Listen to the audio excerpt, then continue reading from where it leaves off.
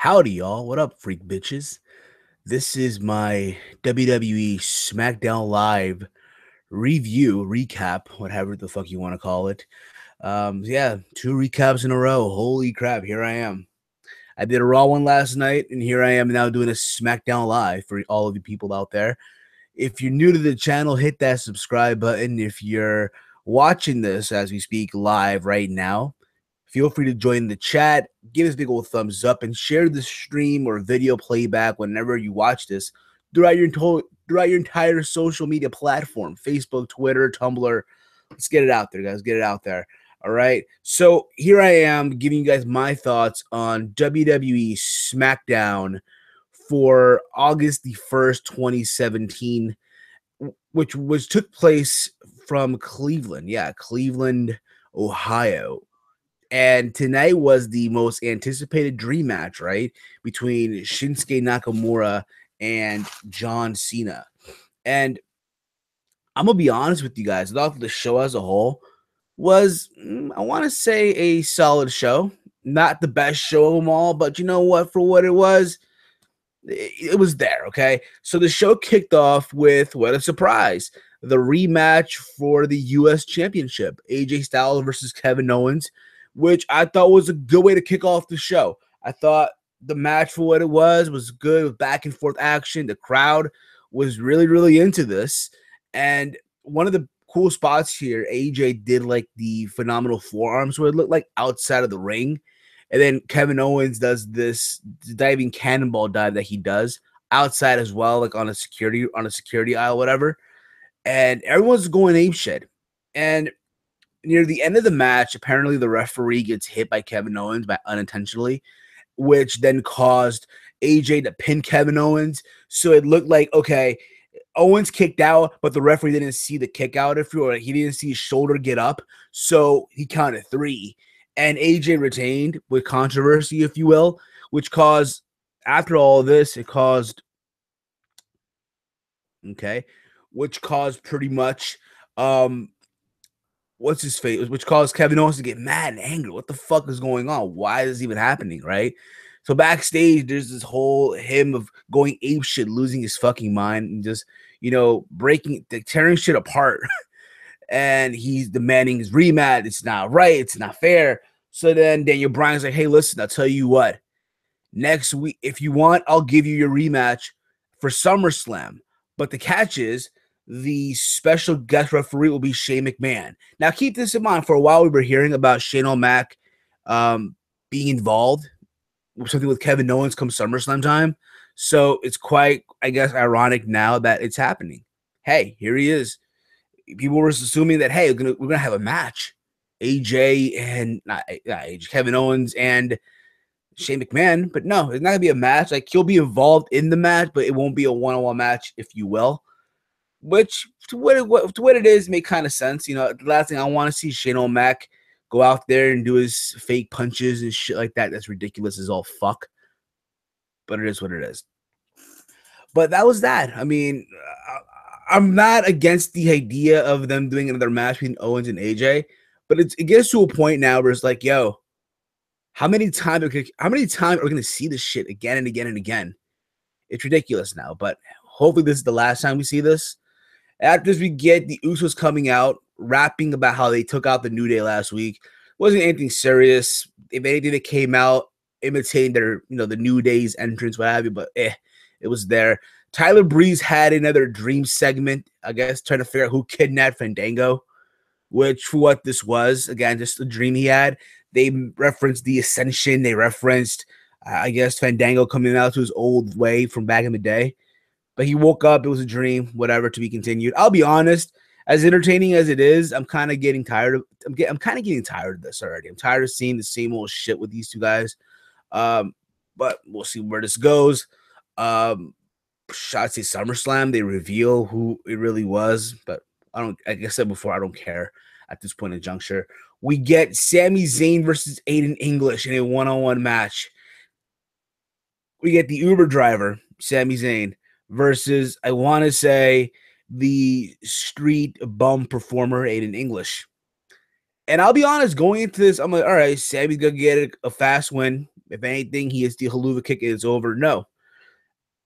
To my surprise, Aiden English got a fucking win here against Sami Zayn. That's a shock here, right? Holy crap. Who the fuck would have thought, right? Aiden English on a fucking roll right now. He beats fucking Ty Dillinger on a pre-show match, and now he beats Sami Zayn on SmackDown Live. And just to throw more salt to the wound, out comes Maria Kanellis and her husband, Mike Kanellis, to pretty much make fun of Sami Zayn. And they got out there and they said, "We love that you lost," and then just walked away. Something tells me SummerSlam they'll continue this feud. I thought it was over with already because Sami beat him at Battleground, and then he beat him on SmackDown last week in that tag match. It's like, whatever. But honestly, to be honest here, Mike Bennett, I don't know. I'm just not digging where this is going. I'm sorry, Mike Kanellis. But whatever. We had Natalya and Carmella versus Becky Lynch and Natalya and Carmella teaming up to go up against Becky Lynch and Naomi, the SmackDown Live Women's Champion. This match was there, okay? It was their match. It was short for what it was. It looked like Becky tweaked her leg because she was like holding her knee. Like apparently she tweaked it for what it was. It seemed that Natalya had this match in the bag. She had Naomi in the sharpshooter. Then Carmella chose to tag herself. And right when that happened, Naomi ended up submitting Carmella with her finisher, and that's how they ended that whole thing. And apparently next week, we're going to get Carmella versus Naomi. So who's to say we'll see a cash in next week? I don't think we will. But if we do, it is what it is. I'll say that right now. After this, we had, let's see here. We had Rusev versus Chad Gable, which I thought overall, it was a fun, solid match. I'll be honest, I thought overall it was a fun, solid match. These two guys went out there, and I'll be real about it, all right? People were wondering what's going to happen with Chad Gable now that Jason Jordan's on Raw, right? And he actually, you know what, showcased himself tonight against Rusev. He got a lot of good offensive maneuvers in, doing a lot of belly-to-belly suplexes, a lot of German suplexes. For a minute there, it seemed like, hey, there's a possibility, believe it or not, that Chad Gable here is going to get a fucking win. Holy crap, he's going to beat Rusev. He even hit the ankle lock. He even hit a fucking ankle lock on Rusev. And Rusev looked like he was going to tap out for a minute there. But no, he did not. And Rusev ended up hitting him with one of those kicks to the head and then hitting the accolade. And right when he hit the accolade, Chad Gable tapped out. But again, I like the fact that they showcased Chad Gable tonight. He is someone that I guarantee you is going to be a star on SmackDown Live. Probably like next year's time, if anything. But it's in a good direction right now. And then Rusev grabs the mic, talks about no one can beat him, what have you. Except Cena did back at Battleground, that flag match. Then out comes Randy Orton. And Orton's like, hey, listen, the last thing you want me to get in that ring. And then he gets into the ring and he RKO's Rusev. And to make things even crazy now, at SummerSlam, we're going to see Randy Orton versus Rusev. Reason being? No reason at all. Randy Orton just got in there, RKO's Rusev. And here's the thing about it, okay? I'm not saying they're going to have a bad match. I believe they can go out there and have a very good match, all the fuck you want. But it's one of those things where it's like, why though? Why are they fighting? For what reason are they fucking fighting right now? It's so out of fucking left field. It's like, whatever. Hopefully Rusev wins here and they move on. But I feel at the same time, if anything, when Orton was champion, if they weren't doing this whole India bullshit, Rusev should have been the one to beat Randy Orton for the championship. I'm going to say that. But hopefully, again, at SummerSlam, Rusev gets his win here against Randy Orton. I'm pretty sure Orton will put him over. We'll see. Then we get the main event of the evening. The fucking dream match. The fucking dream match that everyone's been fucking hyping up over since last week. John Cena and Shinsuke Nakamura. And I'm going to say this right now, okay? Overall, the match as a whole, for a TV match, it was a good match. Don't get me wrong. But you guys know for a fact that they could do way much better. I saw people on social media hyping this shit up. Like, oh my God, this is like 7 stars in the fucking making. Please, people, let's not get ahead of ourselves, okay? It's a fucking match on free television. That should be on pay-per-view. But again, for what they did, it was a good, solid match. I'm gonna say that again. But again, we all know they could do way much better. It was back and forth. Nakamura kicked out of an AA. He got hit with another AA. And right when Cena gonna go for another one, like he did that transition that he did at the Royal Rumble when he did the AJ Styles. He hit him with the AA. He rolled him over again, carried him, still held on to Nakamura. It was gonna go for another AA, but Nakamura counters, does like his little reverse, I guess, modified German suplex, so it looked like. And Cena landed on his neck. It looked like holy crap. I thought for a minute that he broke his neck, but he didn't. And then Nakamura going for the Kinshasa for the 1, 2, 3. So now Shinsuke Nakamura is the #1 contender for the SmackDown. Not bad for the SmackDown, but he is now the #1 contender for the WWE Championship. And he will face Jinder Mahal at SummerSlam. So we have at SummerSlam, the Japanese guy versus the Indian guy in New York City. Not bad. I like that. The whole Vio 2 is New York. But they can have a good match. I believe that. But I really do hope, and again, and I'm not saying it because I want to see Nakamura, be there in Barclays Center, win the championship all you want. But they got to realize that, this shit isn't really working with Jinder Mahal.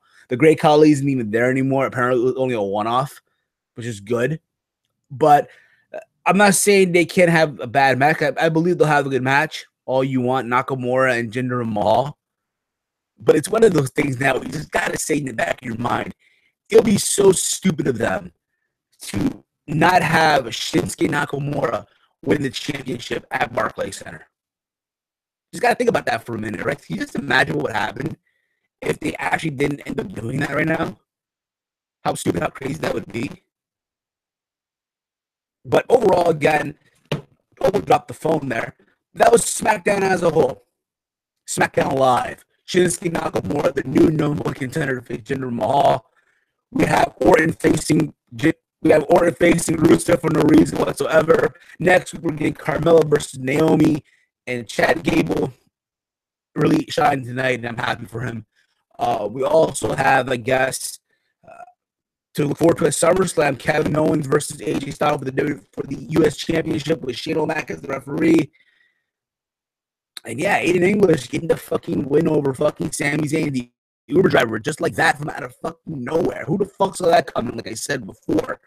But that's, again, SmackDown Live overall as a whole. I wanted from you guys down below in the comment thread your thoughts on the show. Did you enjoy it or not? What do you see happening come SummerSlam time? Give me your comments. I want to hear from you guys in the comment threads, what have you. Or if not on Twitter, at HeelSteve, like you see on the screen there. All right, that does it for me here.